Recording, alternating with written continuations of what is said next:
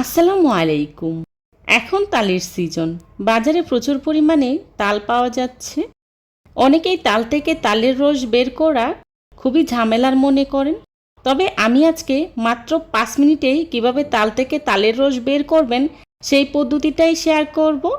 আশা করছি আমার আজকের এই ভিডিওটি আপনাদের অনেক উপকারে আসবে। সো কথা না বাড়িয়ে চলুন তাহলে মূল ভিডিওতে। তালের রস বের করার জন্যে প্রথমে আমি এখানে নিয়েছি একটি পাকা তাল। আপনারা আপনাদের প্রয়োজন অনুযায়ী নিয়ে নেবেন। প্রথমেই তালের যে মুখের শক্ত অংশটা আছে সেটাকে আমি হাতের সাহায্যে এভাবে ছাড়িয়ে নিচ্ছি।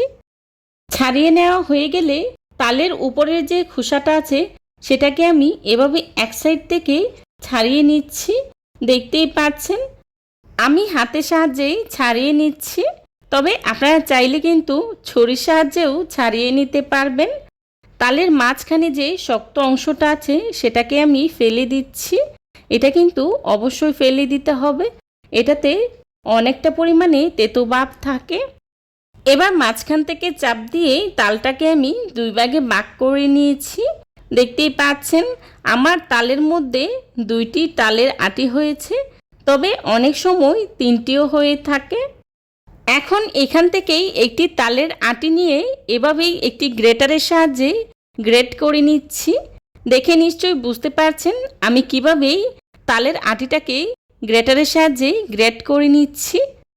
এইভাবে করে খুব সহজেই কিন্তু আপনি চাইলে তালের রস নিতে পারবেন।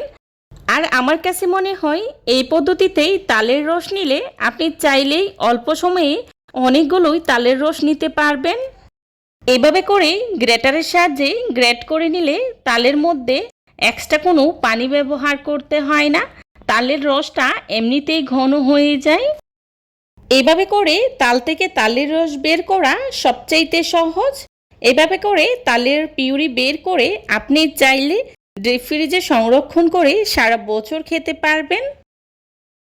দেখতেই পাচ্ছেন আমি কিন্তু গ্রেটারের সাহায্যে গ্রেট করে সম্পূর্ণ তালের পিউরিটা বের করে নিয়েছি। আর তালের আটিটা দেখুন একদমই সাদা ধবধবে হয়ে গিয়েছে। এতে কিন্তু আর কোনো তালের রস নেই। আপনারা চাইলে কিন্তু এই আটিটাকে ফেলে দিতে পারেন। এবার গ্রেট করে নেওয়া তালের পিউরিটাকে আমি একটি বাটিতে উঠিয়ে নিচ্ছি। বাকি যে তালের আটিটা আছে সেটাকেও আমি সেমভাবে গ্রেট করে নিয়েছি। আজকে আমি আপনাদের সাথে একদম ঝামেলাহীন সিম্পলভাবে কিভাবে ৫ মিনিটেই তাল থেকে তালের রস বের করবেন সেই পদ্ধতিটাই শেয়ার করেছি। এভাবে করে তাল থেকে তালের রস বের করে আপনারা চাইলে পিঠা পায়েস বিভিন্ন রকমের ডেজার্ট আইটেম বানাতে পারবেন। তালের রস নেওয়ার সবচাইতে সহজ পদ্ধতি হচ্ছে এটা। এভাবে করে তালের রস নিলে সময় খুব কম লাগে।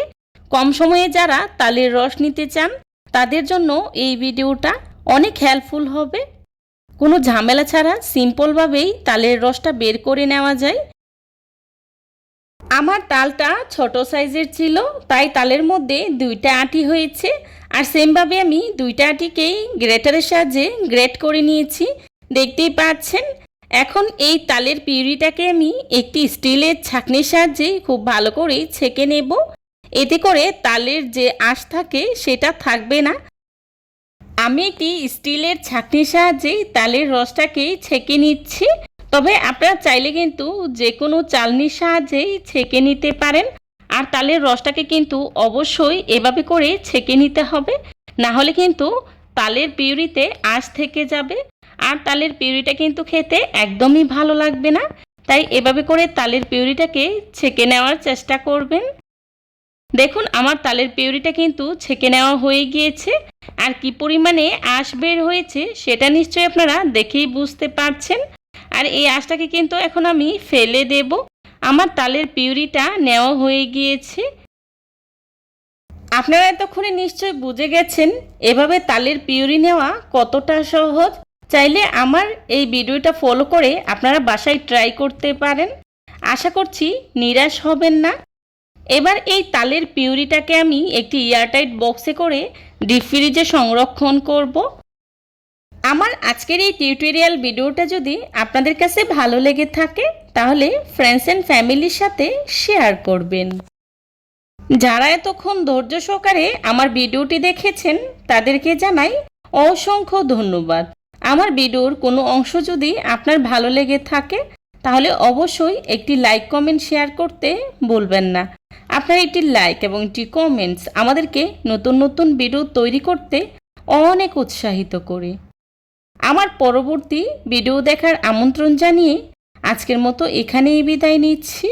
সবাই ভালো থাকবেন, সুস্থ থাকবেন। আল্লাহ হাফিজ। আসসালামু আলাইকুম।